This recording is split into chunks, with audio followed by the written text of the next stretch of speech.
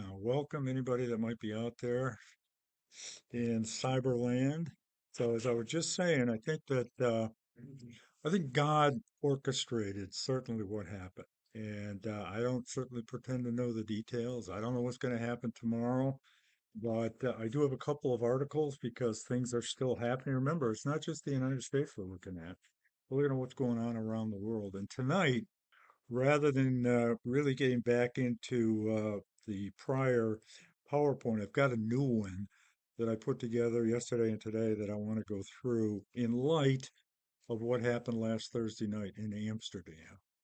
That was a significant event and one that I think we need to pay attention to, and we'll go through that in pretty good detail. But here's an article that I came across, and it's entitled Globalist New World Order Delayed question mark. The rebalancing of power as Trump returns. So here's just a couple of points from this article that I think are kind of telling. The return of Donald Trump to the White House in January 2025 has sparked waves of concern and strategic recalibrations among leaders of the globalist organizations and the United Nations itself. I think there's a fair chance that Trump will withhold funding of the United Nations, particularly in light of what they've been doing. I've already heard he's going to get us out of the Paris Climate Accord again, which is a good thing. Trump's anti-globalist stance. So, you know, I heard somebody the other day, if you look at Daniel chapter 2, let's just take a quick look at that. And this is just one person's theory on what it means when we get to Daniel 2 and down to the 10 toes that are referenced there. Daniel 2 is a pretty a fascinating chapter, if you will. What we have here is Daniel interpreting a dream that King Nebuchadnezzar had, where he saw this statue of a man with various different metals for his head and his breastplate and his legs and so forth. And each one of those represented various empires that would come onto the scene at a later date. So, what was interesting is this statue, and I'll just begin in 232.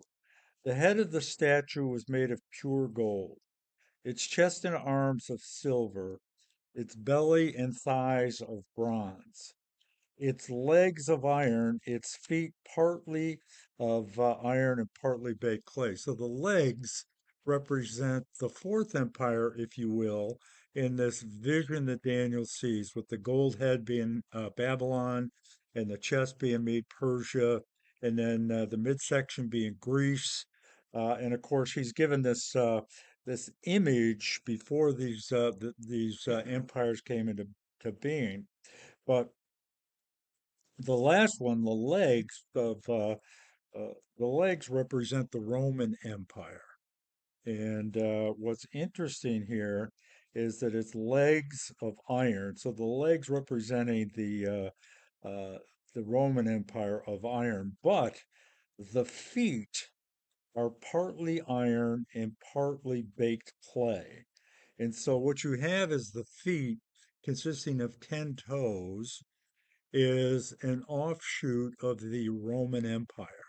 It's what many refer to as the revived Roman Empire.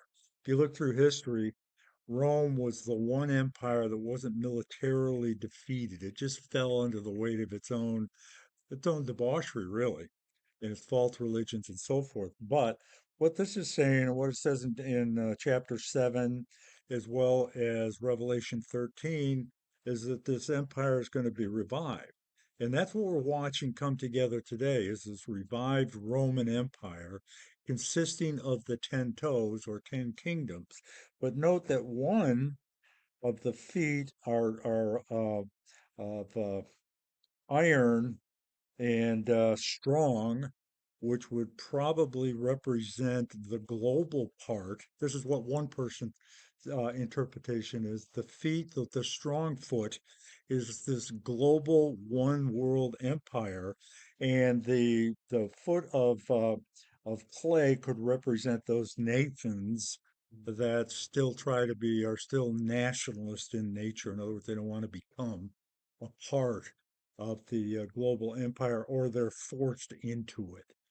And like Jesus says, a house divided cannot stand. So what this obviously depicts, or could depict, is this final empire consisting of probably 10 regional systems, out of which Antichrist will come, but it's strong at the same time it's weak. So it's partly strong and it's partly weak. Now that's a prophecy that's not yet been fulfilled.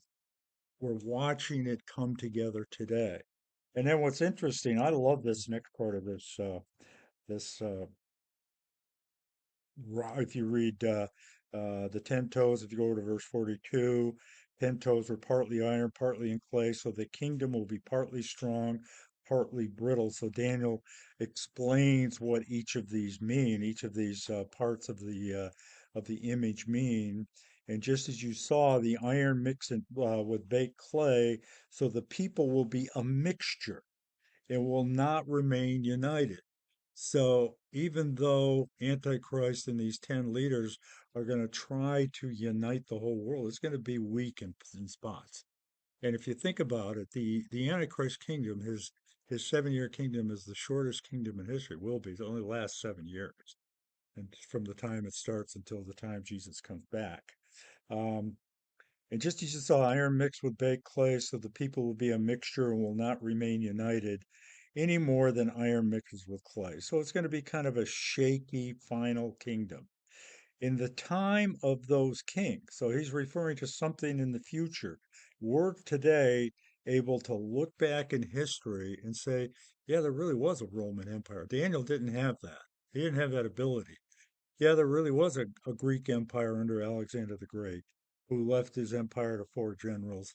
Yeah, there really was a Mede Persian, out of which Cyrus, who God named in the book of Isaiah 150 years before he's born. I mean, how can that be? But yet that's what happened. So we have this ability to look back in history. And so here we are today watching the coming together, and right now, I think it's kind of stalled a little bit, but don't make any mistake. Don't misunderstand. The globalists are not going away. Uh, right now, I think they're sitting back, and I know right now the COP 29 meeting is taking place, and that's a meeting of all the nations that are coming together to talk about climate change. That's still taking place in Abazar. I can never pronounce the name of the country, near Iran. Abazar, whatever. Azerbaijan. Yeah. That's why I bring you. That's Czech. That's why I asked you to come. Azerbaijan. And so they're still meeting and still things are still happening. So let's not get too complacent and think that they've just kind of they're going to regather, and ultimately what they had planned is going to happen. It's ultimately going to take place. Why is that? Because we read about it in the Bible. We know that that's exactly what's going to happen as we read in Revelation 13. So this is the meat. So go back to 44. In the time of those kings, what kings? The 10 kings, the 10 toes. The God of heaven will set up a kingdom that will never be destroyed, nor will it be left to another people. When Jesus comes back, he's going to rule and reign, as we said a million times, without the help of a Senate or a Knesset or anybody else. It will crush all those kingdoms and bring them to an end, but the rock, will endure forever. That's a clear reference to Jesus Christ, that he's the one that's going to come back and destroy this statue, the remnants of all these empires. Verse 45. This is the meaning of the vision of the rock cut out of a mountain, but not by human hands. A rock that broke the iron, the bronze, the clay, the silver, the gold to pieces. If you think about the world today, we consist, or we're an amalgamation of all those prior empires. And so it's the empires, not the people, but it's the empires, it's the world systems under the control of Satan, the God of this world that is being referenced here that's going to be broken to pieces. The great God has shown the king what will take place in the future. The dream is true, and its interpretation is trustworthy. So it is certain when the angel Gabriel gives this prophecy or explains what Nebuchadnezzar's dream is all about, he says it is trustworthy.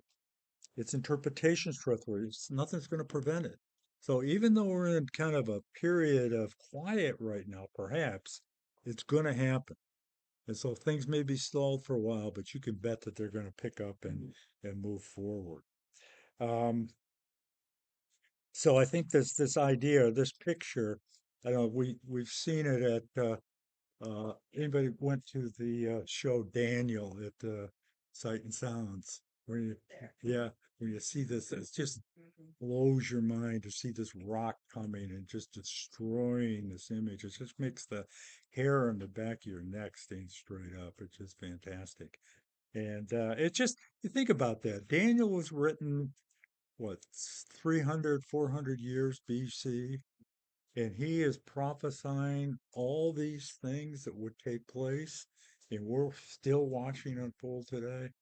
You know, how else could that happen but through divine guidance? You know, Isaiah 49 says that he knows the end from the beginning. You know, so prophecy is really, think about it, it's history written in advance. And now we have the ability for some hindsight.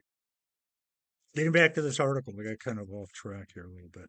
Um, the impending administration's re-engagement has prompted unease with the United Nations, which is a good thing, an organization largely reliant on U.S. support.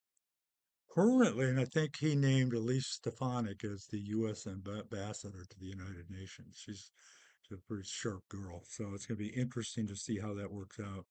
Currently, American taxpayers contribute approximately a third of the UN budget, 197 nations, and we contribute one third to the budget. U.S. conservatives are particularly wary of the UN's influence in American policymaking. Well, we just spent a couple of weeks looking at that, and I think they have good reason to be concerned, seeing it as potential threat to national sovereignty. They argue that Trump's expected pressure on the UN to demonstrate, quote, accountability, efficiency, and effectiveness is long overdue. So, all of this, and here's an interesting quote from Yuval uh, Harari, who is like Klaus Schwab's right hand man, very, very dark individual, a member of the World Economic Forum. He's the one that says that people that aren't part of the elite are basically useless. He says that. He says that people are hackable human beings. In other words, by hack them, he says we can be implanted with all kinds of technology and be commanded to do what the elites tell us to do. Very, very.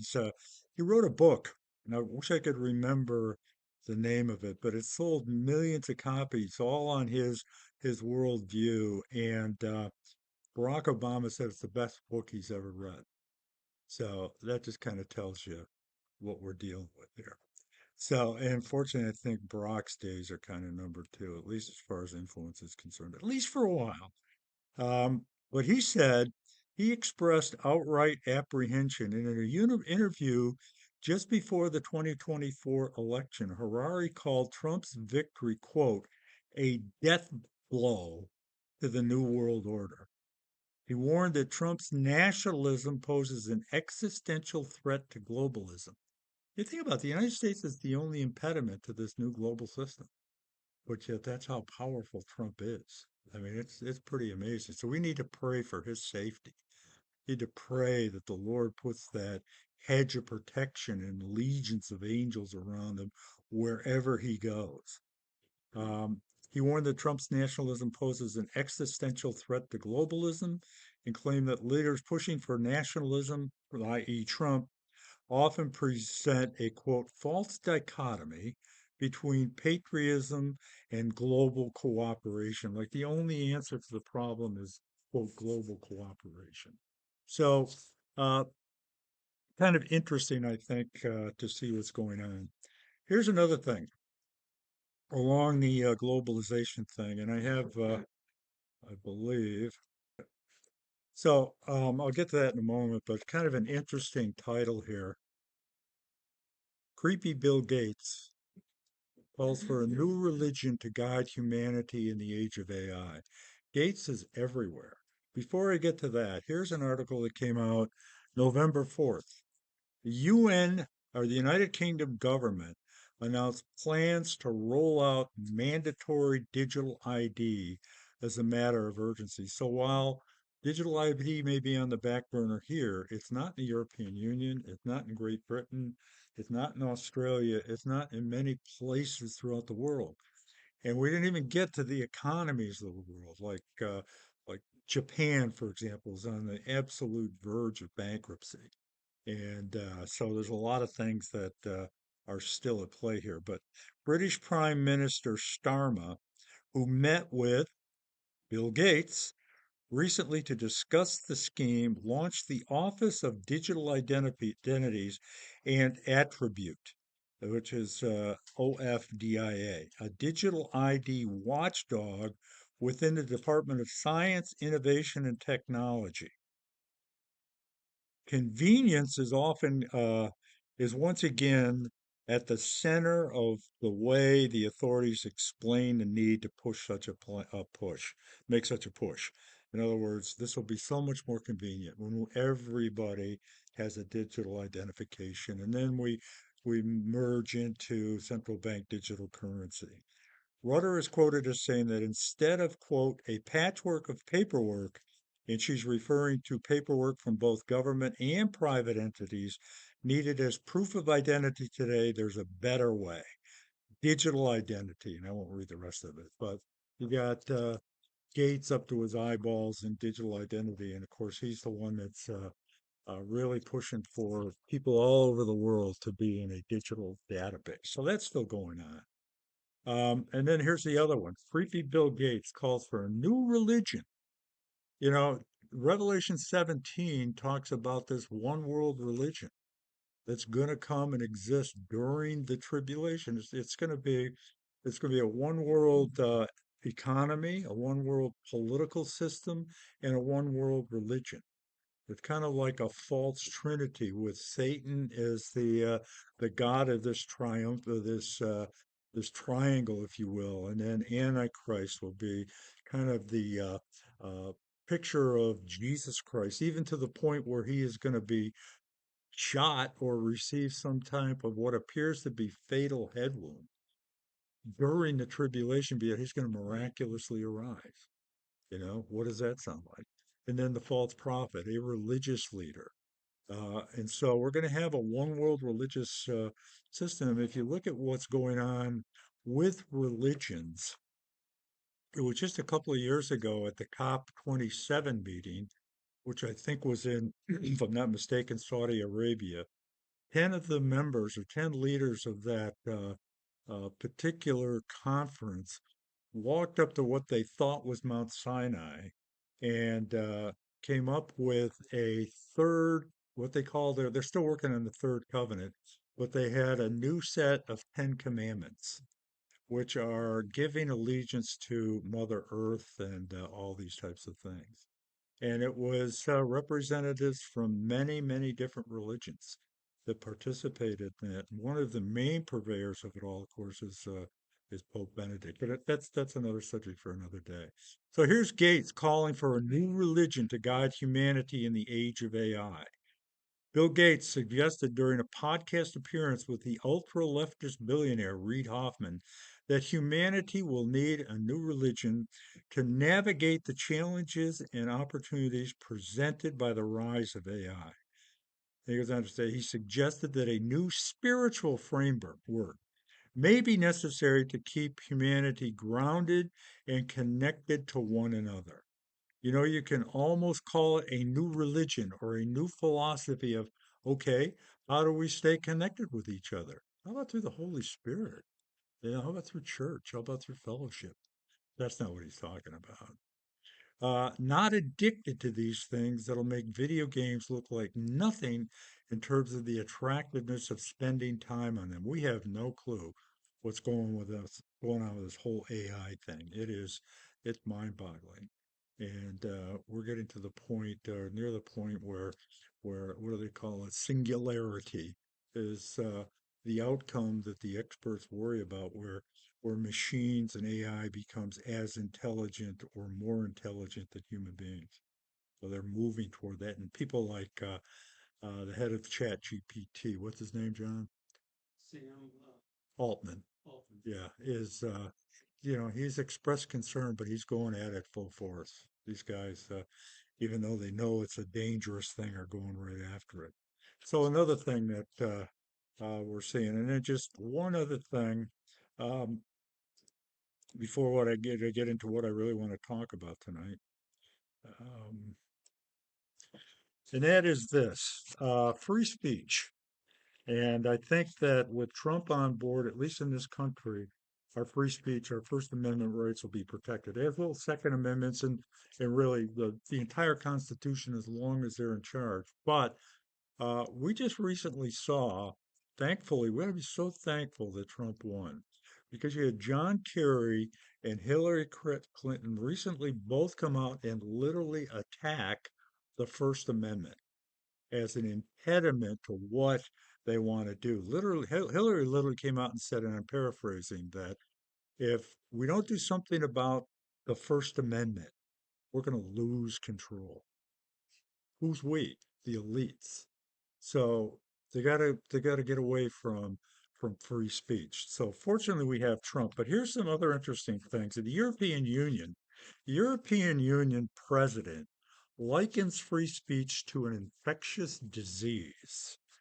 European President Ursula von der Leyen just joined the ranks of former Senator John Kerry and other globalists. This goes back to October globalist goals in declaring war on free speech by perversely proclaiming that the European Union citizenry needs to be vaccinated against disinformation.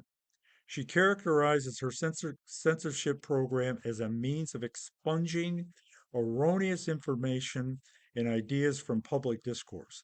By using the word disinformation, she implies that she and her clique they are the sole possessors of truth about everything. That's why they're so willing. That's what socialists and Marxists believe. We have all the answers. You just sit back, we'll take care of everything. But we need to be able to control everything. So that's the president of the European Union. And then here's another one. Praying at home may be a criminal offense in Scotland under a new law. Scotland has enacted new abortion legislation that could criminalize praying at home within designated zones.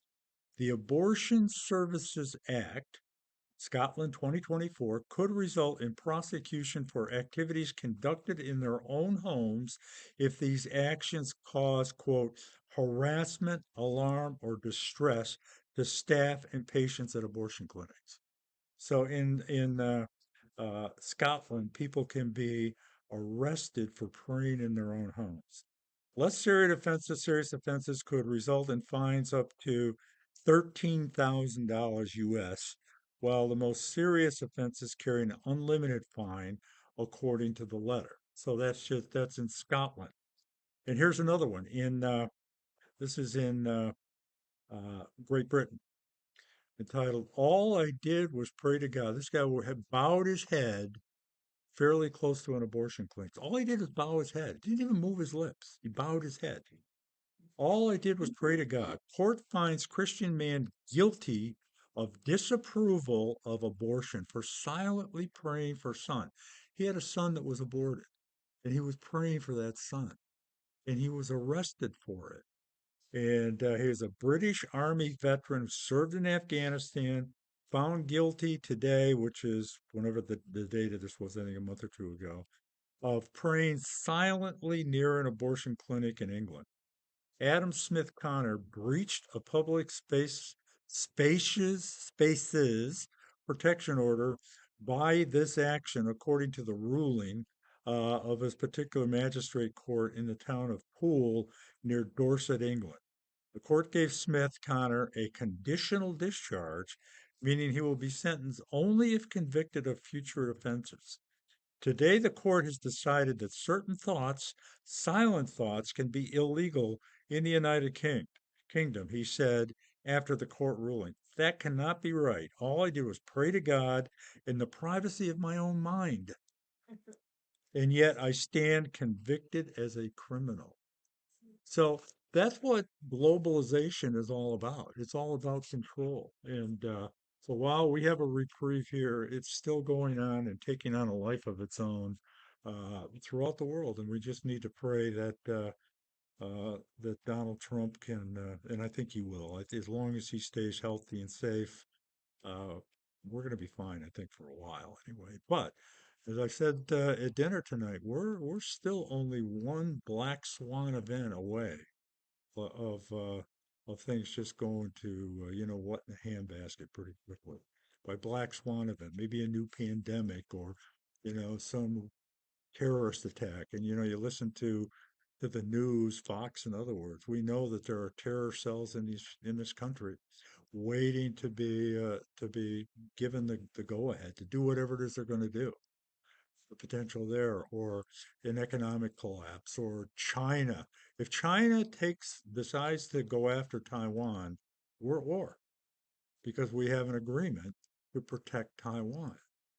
Russia, we don't know what Putin's up to. I understand, I don't know if it's true or not, that did you hear, Jack, that Trump has already spoken to Putin? Yeah, and told him you better not be more aggressive with this Ukrainian thing.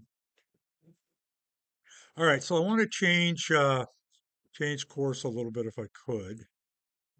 Okay, last Thursday night, I don't know if you saw it on the news, but there was an attack against Jews in Amsterdam, in the Netherlands, and it was a savage attack.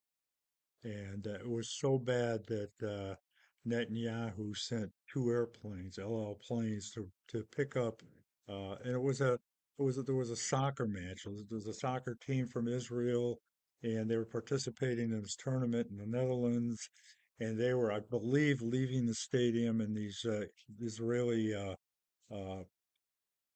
fans, I don't know if they're players, but many of them were attacked, kicked, slugged, beaten up. Fortunately, nobody was killed, but you know, they would just as soon have killed them. And I happened to be listening. There was a big prophecy conference over the weekend out in California, and one of the speakers was a fellow by the name of I can't think of his name right off the top of my head, but he's a Jewish fella, and he spoke about it. And I just want to go through and spend a little time on this because uh, what we're watching is with this a very serious and pretty significant event. And I came across, if I've still got it here, this is an assessment that the state of Israel, I got this off of Amir's website today. The state of Israel has come up with a risk assessment in various countries around the world for Jews uh, being attacked and savaged by primarily Muslim, so-called Palestinian enemies. And just going down through, if you look at the United Kingdom, for example, they have a total Jewish population there of 312,000. There have been over almost 2.5 million anti Semitic posts made against Jews in Great Britain. The assessed online risk, very high. Physical incident risk, very high risk in Great Britain. The same in France. Only 440,000, 1.1 million anti Semitic posts. Again, high risk, high risk. Germany, uh, only 125,000 of all places, Germany. Jews, very high risk of physical harm. And you get down to Spain, Italy, Netherlands, which kind of surprises me. I don't think this is updated. But physical risk medium. I think that's probably shifted now to high. Belgium, high. Switzerland, Sweden. Sweden is another thing that happened, I think, a day or two after the Netherlands. Some Swedes were attacked and Jewish people in Sweden and thrown off a bridge and into the water. I don't think anybody got killed, and I don't think it was like a 40-foot drop or anything, but literally thrown by these thugs off a bridge.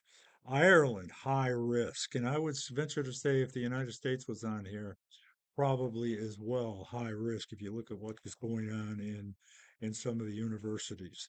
So what happened in you know, I have to say, and I'm going to be kind of critical and judgmental here at this point, that I have such a thirst and a love as a believer for Israel. I just because of what the Bible says. And I will tell you this, and anybody that this affects, so be it.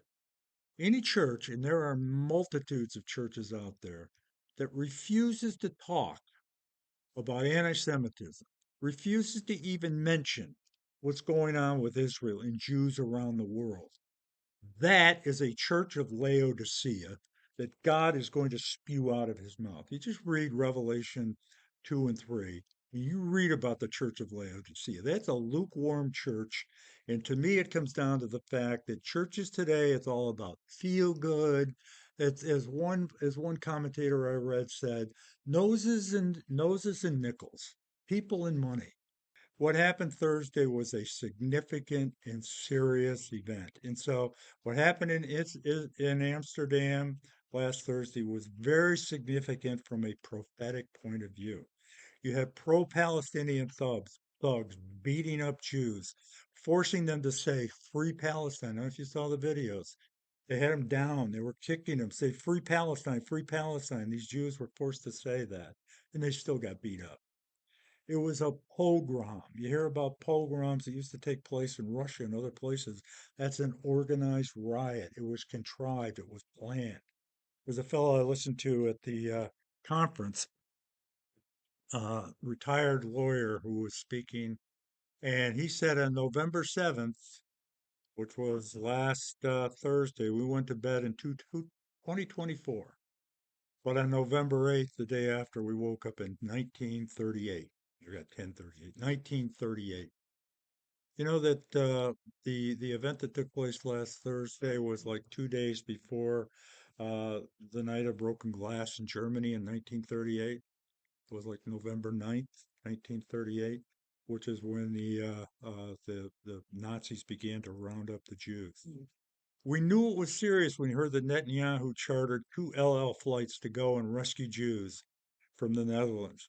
Who would think in 2024 Israel would have to rescue Jews out of Europe? I guarantee you we won't hear anything about that this weekend. Not here or many, many other churches. That ended up being, I think it was 10 flights Yeah. that Netanyahu sent to pick the Jews And up. fortunately, thank the Lord, everybody survived. Everybody got out of there. It's happening everywhere. Sweden, thugs threw Jews off a bridge. It's the same in France, all over the world. By proxy, whatever Israel does, Jews all over the world are condemned. And it's all propaganda. We're back in the 30s and the 40s. We are there. And it's only going to get worse. So, how did we get here? Will it stop? Well, the answer is it will stop when Jesus comes back, but not until then. It starts in Genesis 3:15.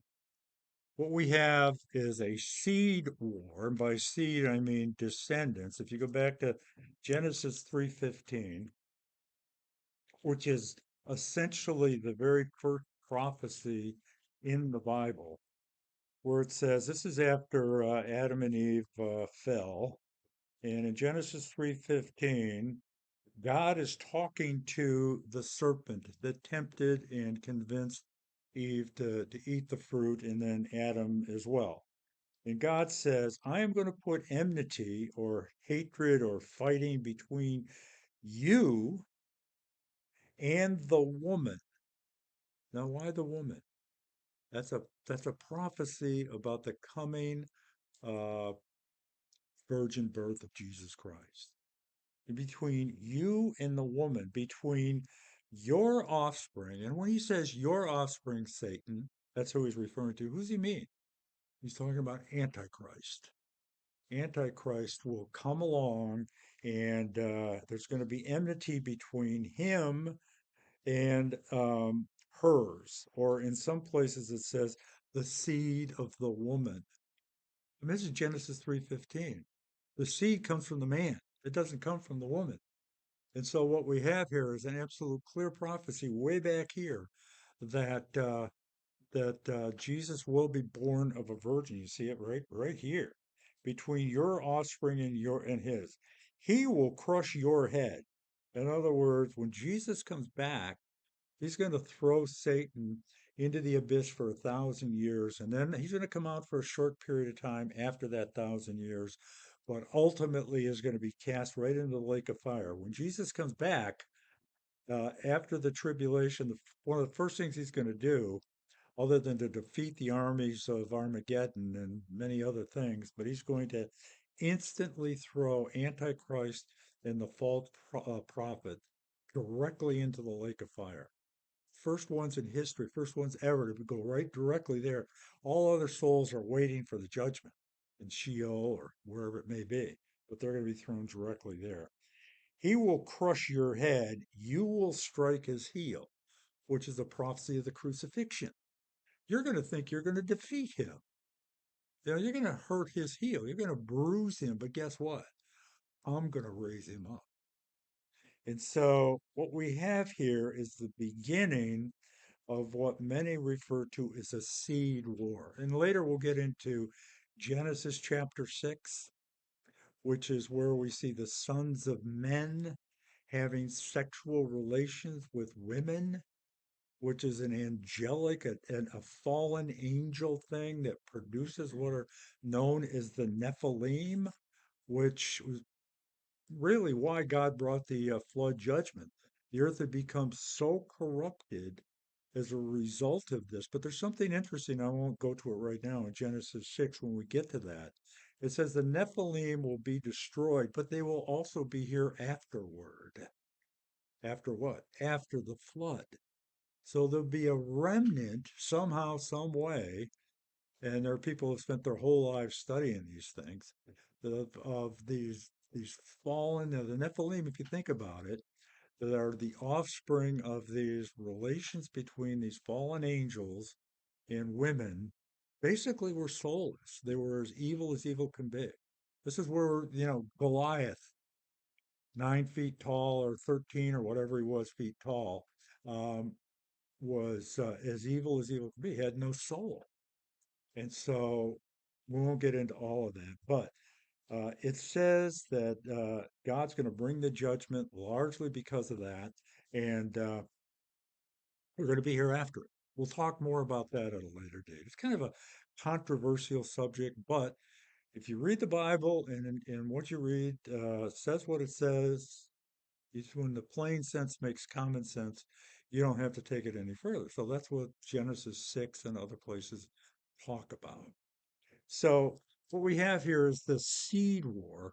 And so as Christians, we need to continue to pray for the peace of Jerusalem, and we cannot stop. But it goes beyond that. We need to do more. I think we need to be standing up for Israel. And what an opportunity to evangelize. We tell people about what's going on with Israel and God's love for them. And oh, by the way, it's the same love he has for us. Great opportunity. So it's all coming out. All this anti Jewish sentiment that's been going on for centuries comes out of a very toxic, toxic narrative that's been going on for centuries. And we'll go through some of the history of that because Satan knows that with this seed war, if he could somehow prevent the Jews, or stop the Jews, or wipe them out, or to annihilate them, and we'll explain this a little more in just a minute, uh, wipe them off the face of the earth, Jesus couldn't possibly return. And so that would change his whole retirement plan, wouldn't it? So that's what we're seeing today is a tremendously spiritual thing. There'll be more, including on U.S. soil, because of the toxic narrative that's been around for the past 60 years and way more. Jews have been called the new Nazis, occupiers, occupiers of the West Bank, occupied territory. The Jews are occupiers, which means they don't belong there and shouldn't be there. When you hear that in the media, or I heard it from the pulpit just a year ago, occupied West Bank. I just, but you talk, I get really hot when I hear terms like that because you can't occupy what you own. Judea and Samaria are pieces of land that God gave to the Jews. So they're not occupying illegally the West Bank. But then remember last week, I read an article that the United Nations has demanded, they've passed a resolution that the Jews get out of the West Bank completely. And they've got a year to do it. That type of stuff's been going on forever. That they're colonizers, that they're apartheid. Apartheid means that you won't allow any other nationality. South Africa was the classic apartheid company back in the 60s and 70s. And it's not an apartheid country. We stop to think that a significant number of the members of the Knesset, the Jewish Senate, are Arabs. Arabs live there. Arabs live in the West Bank. They don't want Hamas coming in, or some of them do. They're human rights violators. They're genocidal. How many times have you heard uh, Khalid, what is her name? Her is Khalid, say that it's a genocidal thing that they're doing. That what's going on in Hamas or in Gaza is genocide. And where are they getting their information from? Their information with all these numbers comes right out of the Hamas public relations office, but yet we hear it all the time. We've been hearing it on the news forever. So that's what they've been talking about. Lies upon lies. So here's just a short history lesson. And it goes way back before that. I mean, you go back to the book of Esther and how Haman, his goal was to wipe out all the Jews way back then, but then his plan kind of ended up with him getting hung. God interceded. There's no way that God's going to allow the Jews to be wiped out ever. I mean, Hitler tried it, obviously. It didn't work out too well for him. The mullahs in Iran and Nasser from Egypt back in the 70s tried it, and just one miracle after another. God's not going to let that happen. And this is where what we're seeing today, what we've seen when it comes to Israel particularly, is a very powerful spiritual battle taking place. So in 1905, a Russian mystic by the name of Sergei Nilus wrote, everybody hear about the Protocols of Zion?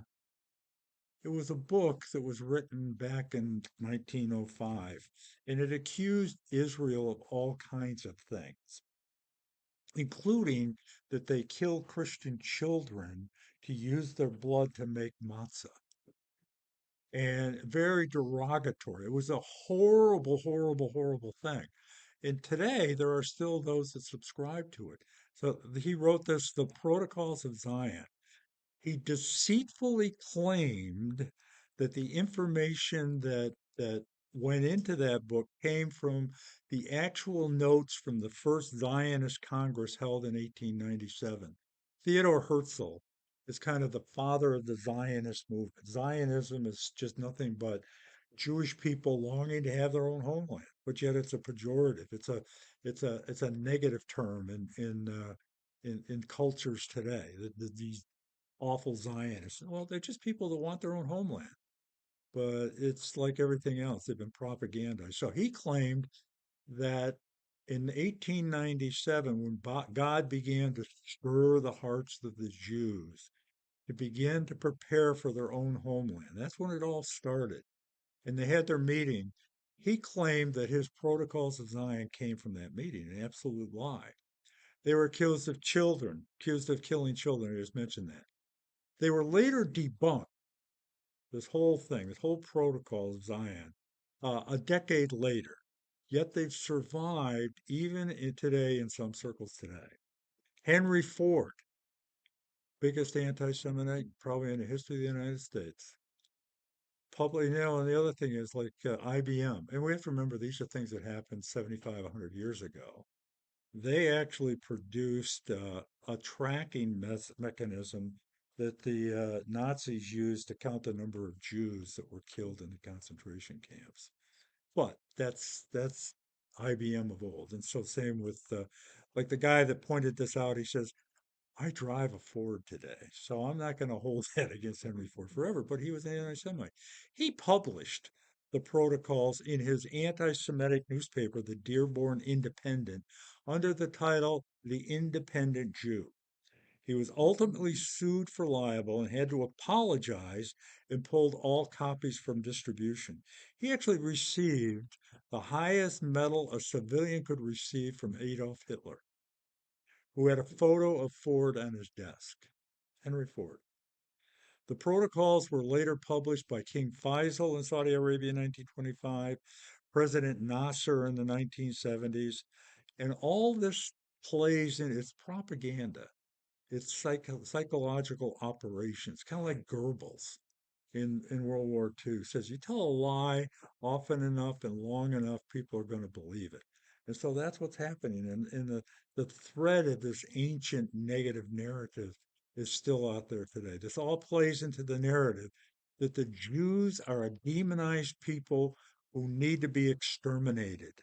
The Nazis dehumanized, think about this, the Jews to the point where they were given numbers. They weren't even referred to by the names, just a number. And so they dehumanized them to the point, you see these, the Night of the Broken Glass and these other old videos or films of what the Germans did, literally just stomping on Jewish people, kind of like what we saw in the Netherlands the other night. Evidence everywhere today. Now, this is just an interesting thing. Not that Wikipedia is the most reliable source out there, but just see what happened. The definition of Zionism in Wikipedia back in 2004. Zionism is this is kind of a plain vanilla, good definition, not as strong as it could be, but it's a very fair one. Zionism is a political movement among Jews, true, holding that the Jewish people constitute a nation. Uh, Israel is not just a nation, not just a land, but they're a land and they're a people. A nation and are entitled to a national homeland. Very true.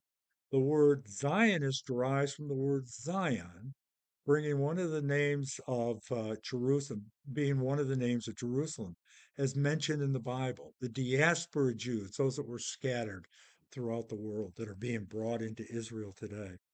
To the diaspora Jews, Zion has been a symbol of the Holy Land and their return to it, as promised by God in biblical prophecies.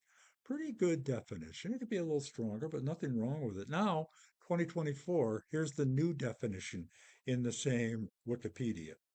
Zionism is an ethno-cultural nationalist movement rooted in the desire to create a Jewish state where? In Palestine, with as much land, as many Jews, and as few Palestinian Arabs as possible. The common ideology among mainstream Zionist factions is support for territorial concentration and a Jewish demographic in Palestine through colonization. That's the new definition. So, October 7th, 2023, what happened? Well, we all saw it in the news. And this is the thing that to me began the most significant year, I believe, in terms of Bible prophecy in history. Because anti-Semitism is it's mind-blowing how it exploded after 2,000 Jewish people were mercilessly killed babies put in ovens, people decapitated, people uh, uh, taken back to Gaza and treated horrifically. But yet, as was stated during this conference, within 1 week of October 7th, there was more talk about what was happening in Gaza against innocent Palestinians. Now, what about these innocent Palestinians? We hear a lot about that. You know, the children, the young Palestinians. Well, anybody under 18 is considered a child. That's what children are. And understand that 85% of the Palestinians in Gaza support Hamas. And of the 40 or 41 or 45,000 or whatever number that we keep hearing about, the vast majority of them are terrorists. And Israel's done a very good job. It's been the most humane war ever. Have innocent people been killed? Yeah, it's a war. It's a war. Who started it? Hamas started it. On October 8th, U.S. Congresswoman Rashida Tlaib, she's the one that sat in the audience when Bibi was speaking not long ago with, she had these horrible, so I don't remember what they said, but she held up these signs about how evil Israel is. She's a congresswoman. How could they vote for this person? But she stated, quote, on October 8th, the day after, I grieve the Palestinian and Israeli lives lost today and every day. She had to say that because it was so close to the time it happened. I am as determined as ever to fight for a just future where everyone can live in peace without fear and with true freedom, equal rights, and human dignity. The path to the future must include lifting the blockade. What? What's the blockade against the Palestinians by the Jews? Ending the occupation. What's the occupation? Jews living in the West Bank, Judea and Samaria. And guess what's in Judea and Samaria? Hebron. Guess where Hebron? What's the tree in Hebron, which was where Abraham was standing, and God appeared to him and said, "To your and your offspring, I give this land as far as you can see, to the north, the east, the south, and the west." That's the West Bank. That's where God gave him that prophecy. The path to the future must include lifting the blockade, ending the occupation, dismantling the apartheid system that creates suffocating, dehumanizing conditions that can, and if she were to say it, probably rightfully did, lead to resistance. So, in other words, the dehumanizing, suffocating conditions are Israel against the Palestinians. Absolute lie from the pits of hell. Since October 2023, we've witnessed an explosion of anti Semitism around the world, including the United States. Israel is physically under attack today on 7 fronts, and they keep every time if you watch Amir, every day more and more, even though they're neutralizing Hamas and Hezbollah, and Iran is kind of, who knows what's going to happen there, but they're still being attacked. Weapons are still getting through. More civilians and soldiers are still dying. 7 fronts. Now, I put this through this in. Is Trump to the rescue? I think today, hearing that he has appointed Mike Huckabee really, motivated me. I tell you, that was such a phenomenal thing. And so I do think that he's already talked, like Jack said, to Bibi 3 or 4 times. So he is a strong supporter of Israel, but he's pushing Netanyahu to end these wars quickly. I don't know if that's realistic or not. We'll have to wait and see. Um, we're watching Zechariah 12:3 and 14:2 come together, materialize before our eyes. Let's just take a look at those. We've looked at them a bunch of times. Zechariah 12:3, where it says, on that day, which is the time we're living in today, when not some, all nations of the earth are gathered against her, Israel. So he's prophesying about a time when every nation on the face of the earth is going to come against Israel. Then over in 14:2, I will gather what? Notice who's doing it. God's doing it. He's orchestrating all this stuff. I will gather all the nations to Jerusalem to fight against it. So here we have clear prophecies. that at the end, at the Battle of Armageddon, every nation is going to rise up against Israel. That means the United States, or what will be left of the United States at that point in time. God's in charge. Let's just take a look at a couple of scriptures that I think will help us to, if we, and we're probably all pretty familiar with these, but just I'm going to go through these quickly, beginning with Deuteronomy chapter 30 and verse 3. Deuteronomy, written by Moses, one of the books of the Torah, one of the first five books of the Old Testament. And in chapter 30, chapter 28 and 29, uh, is God explaining to Moses and to the Israelites what will happen if they disobey his commands and decrees. That he's going to scatter them. They're going to have anxious hearts. That they're going to be persecuted. Just exactly what has been happening to the Jews throughout history. But listen to what he says in verse 3 of Deuteronomy. Deuteronomy. Then when they come and if let's go back up to verse 2. When you and your children return to the Lord your God and obey him with all your heart and with all your soul, according to everything I command you today, then the Lord your God will restore your fortunes. Just like we said in Judges, they go through these cycles, but yet God's faithful to them. Why? Remember way back in Genesis, he made an everlasting covenant with them. It's his covenant that he cannot break. He cannot break that covenant. And in that covenant, it says that the land belongs to them and he will be their God. And so nothing's going to interfere with it. It doesn't mean they're not going to go through persecution and suffering. Then the Lord your God will restore your fortunes and have compassion on you and gather you again from all the nations where he scattered you. That's what we're seeing today. And I would suggest that that's one of the reasons we're seeing this anti Semitism. If you get down here in the next bullet, you'll see that as of August 2024, 29,000 Jews moved to Israel and 11,300 American Jews have opened applications to return. They're going back to Israel. The question is how many have to go back before God fulfills all his promises. But he's motivating them, and in part due to all of this anti-Semitism, to go back. Go back to or go forward to Isaiah chapter 11. In that day, when you see a reference to in that day, that's a reference to the last days, which we're in today.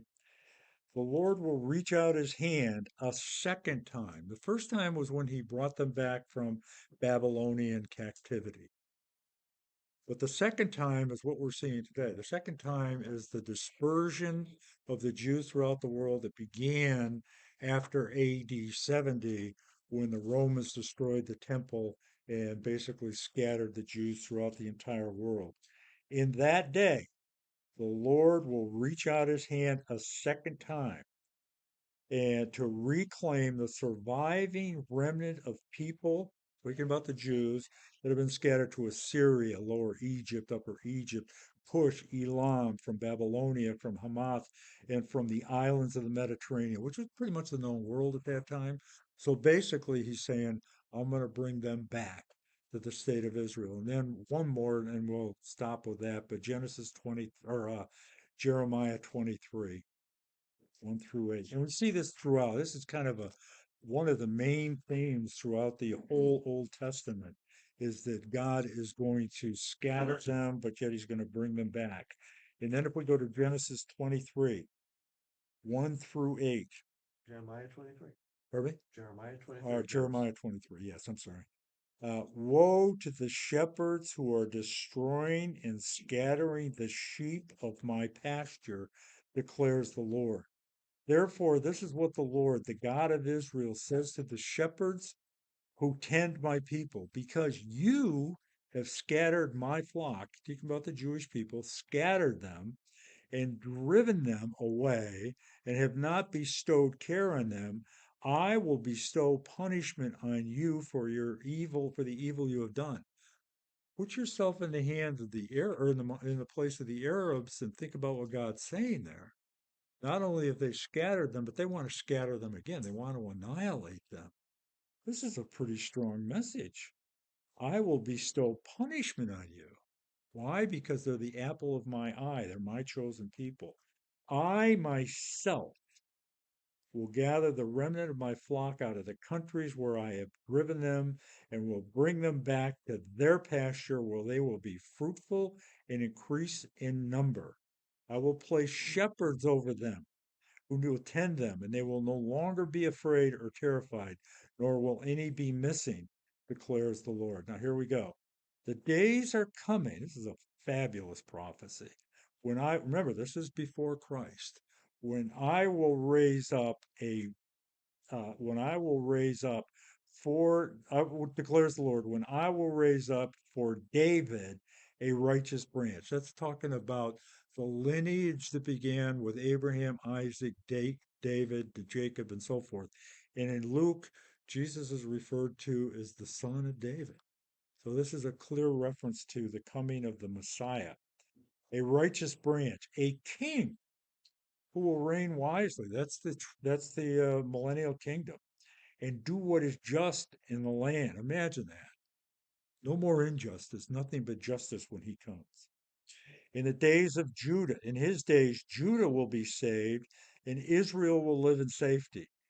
This is the name by which he will be called the Lord, our righteous Savior.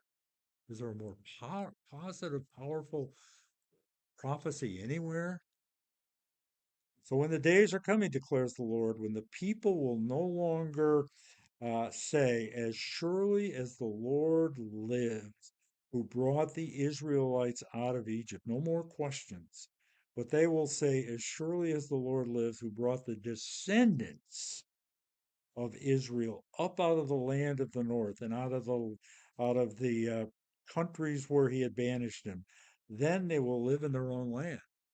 Doesn't say anything about them being annihilated or scattered or eliminated. And that's what we're watching come through today.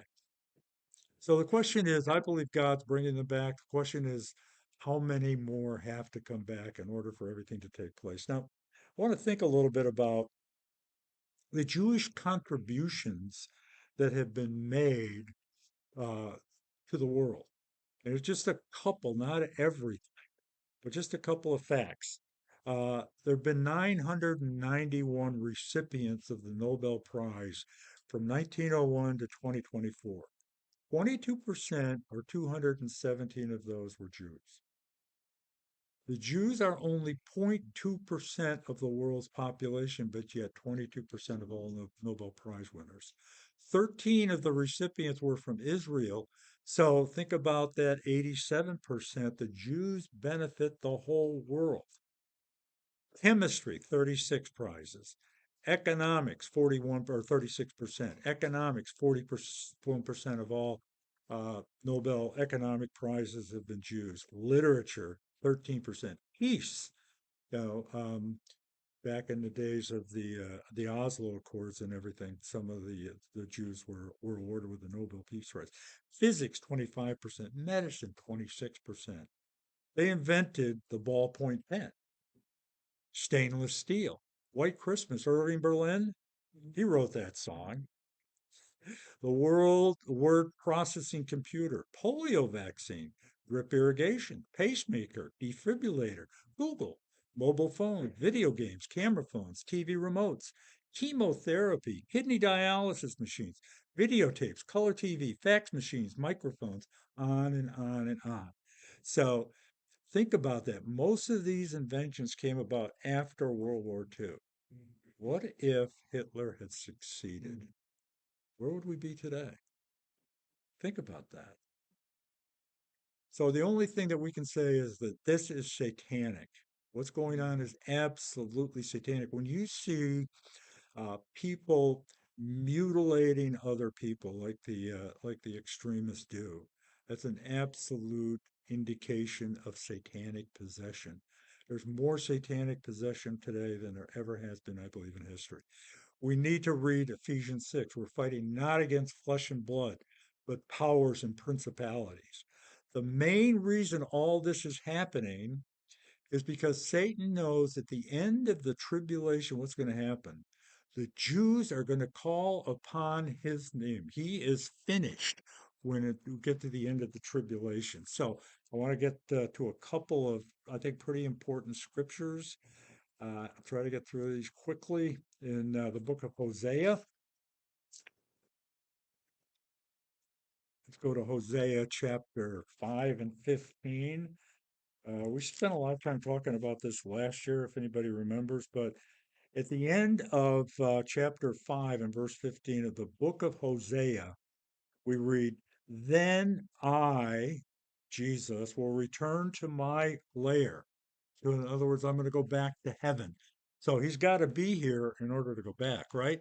I'm going to go back. This is a reference to the time when he will ascend or did ascend back to heaven until he's going to stay there until they have borne their guilt and seek my face. So he's going to stay there until the Jews seek who? Jesus Christ. In their misery, they will earnestly seek me. So what's he saying here? He's saying that the tribulation, when it gets really bad, and they're in their misery, as we're going to see in the book of Zechariah in just a moment, they're going to cry out to him. Now let's just go over to Zechariah 12:10 real quick, and we'll take a just a couple of chapters over. Zechariah, back in the Zechariah chapter 12 and verse 10. This is powerful. And we read in 12:10. Now, this is at a point, this is the actual tribulation when Israel is going to be experiencing uh, greater suffering and persecution they've ever experienced before. I will pour out, this is Jesus, on the house of David and the inhabitants of Jerusalem, speaking about the Jewish people, a spirit of grace and supplication. This is the very end of the tribulation. Now, why does he pour that out on them? Because they will look upon me, which really the better word is unto. They're going to look unto Jesus Christ because there's no hope at this point. You know, the Jews are being murdered and persecuted and suffering at the end of the tribulation. Going to make like what's happening today look like a stroll in the park. They're going to be at the end. There's no more opportunity to beat Hamas or Hezbollah. They're going to be absolutely under the total control of Antichrist. They will look upon me, the one they pierced. Who? The Jews will look upon uh, Jesus, the one they pierced. Who else has been pierced? This is Zechariah. And they will mourn for him as an only son. Okay, so what this is what we just read in Hosea has been or will be fulfilled in Zechariah. Now look at 13 8 and 9. This is one that this fellow gave the talk. Says I hate to read, but he's a Jewish fellow. It says in verse 8, during the tribulation, in the whole land declares the Lord, two-thirds will be struck down and perish. So, in other words, during the last half of the tribulation, two-thirds of the Jews on the earth are going to be killed. One-third will come through it. They're the ones that are referenced in the book of Romans where it says all Israel will be saved, but two-thirds are going to perish. And the fellow that led this particular study said, I hate this verse, but his wife said, think about that for a minute. When you think about Israel throughout the Bible, you think in terms of numbers. Daniel's 70 weeks, the two witnesses, 144,000 Jews, 3.5 years, 7 years, this, and this. This is a percentage. It's two-thirds. So what does that mean? It means two-thirds of the Jews who are here at that time. In other words, the more Jews that we can bring to Christ now, the lower that number will be, right? So if we can be witnessing to Jews telling them about Jesus, they can come to a saving faith.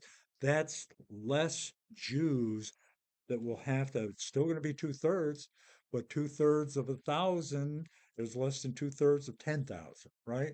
So it's interesting that here, rather than a number, we have a percentage. So, Matthew 23, real quick. This is also an important one, and it's consistent with what we just read in the book of Isaiah, Matthew 23, verse 39. Jesus speaking, I tell you, you will not see me again until you say, blessed is he who comes in the name of the Lord. That's what's going to happen that's what Zechariah that we just read, when he pours out grace and supplication happens. But he can't come back until they, the Jews, cry out and say this. Think about that. And I've mentioned this many times, every Gentile on the face of the earth can be saved, but he can't come back until the Jews cry out to him. And that's the stage that's being set today. So Satan's behind anti Semitism. This means it's going to get a lot worse. Something the world understands, or that I meant to say, something that the church, we as believers understand, but the world doesn't. That's why we're seeing this explosion of anti Semitism, because the world is under the influence of Satan. We're under the influence of the Holy Spirit. We need to be careful not to call people like Hitler, Yasser Arafat, Talib, etc., insane, because that allows for exoneration. They are evil, plain and simple. Anybody that has this anti Semitic view, that so many in the world today, it's evil. They're under the influence of Satan. We're watching that. Well, it's a tough battle for Christians, but it's one that I think we need to fight. I think we need our churches. Why? They won't stand up. Let's put an Israeli flag outside. Why not? What's wrong with that? If you watch a mirror, you'll see all these Bible studies in churches all over the world that are sending photos of themselves gathering together, praying for Israel, studying Israel, and standing in front of an Israeli flag. I mean, how can we miss it? The church, read about the church of Laodicea, lukewarm. And I believe that unless the body of Christ turns around and points in the direction of Israel, just like Mike Huckabee is going to do, he's not embarrassed. Jack Hibbs is not embarrassed about Israel. He's not embarrassed to say, I mean, Jack Hibbs, I'll just finish with this. Calvary Chapel, Chino Hills, California. During the uh, during the pandemic, he stayed open. The body of believers, and he talked about Bible prophecy. He talked about what the state was doing. He talked about politics, but yet he preached Jesus, Jesus, Jesus. And his body, his church grew from whatever it was to where he had to have 5 services on Sunday. 3,000 people were baptized in a very short period of time as a result of him standing up for Israel. And that's why that church, and Jack Hibbs will have a very close relationship. He has Donald Trump's ear, so we need to pray that he goes at that with wisdom. He's close to Trump, as are many evangelicals like that. In fact, I think Trump said during the Joe Rogan interview something about the prophets said this will happen. He said that because he hears it from people like Jack Hibbs and others. That's what we need to do as well. Questions, comments? Apologize for getting a little strong there, but we've gotta just continue to pray and support and stand up for Israel. Like if we don't stand up for Israel, why would God stand up for us? Well, announcement: we will not be here next week. We're heading to Florida. I'll send out a quick email just to remind everybody. And then the following week is Thanksgiving, so we'll see you the week after that. All right. So we have to go down to Florida. Going to be online next week? No, no, no. We have too many internet problems down there. Yeah, we have no No. home. Hey, we don't have a home. Yeah, we're sitting down there and probably sleep in our car like we almost did. Show me. Yeah. All right, Father, we just thank you for this time, Lord. We just, we just know, Lord, that you have this relationship with Israel that we can't understand. Does that mean they're more special or more important than us? No. But you chose them. You chose them to be a people through whom you would reveal yourself. We read about that in Ezekiel and so many other places. It's not because of them, it's for your name's sake that you're there for Israel. You have a plan, and nothing's going to interfere with that. And we're watching it unfold. Again, Lord, we thank you for President Trump and this administration and pray that it buys us time, that we can stand strong in the gap for Israel and just be out there, be a witness, because this world is in a dark place right now. I pray for everyone here, Lord, that we all have blessed times with our families during Thanksgiving, and that after that we can all come together. Maybe I'll be a little more settled down at that point. But Lord, we just give you the glory and the honor in Jesus' name. Amen.